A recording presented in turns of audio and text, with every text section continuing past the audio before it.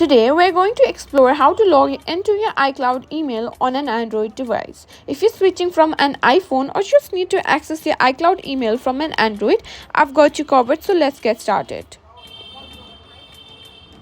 First things first, open the email app on your Android device. This could be the default Gmail app or any email client you prefer.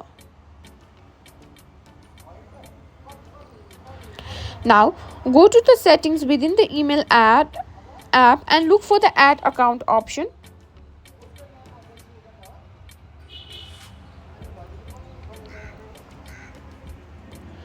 Now choose Other or IMAP or POP3 as the account type.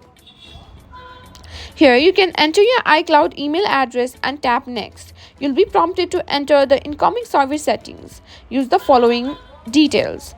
IMAP server is imap.mail.me.com. Port is 993. Security type is SSL/TLS.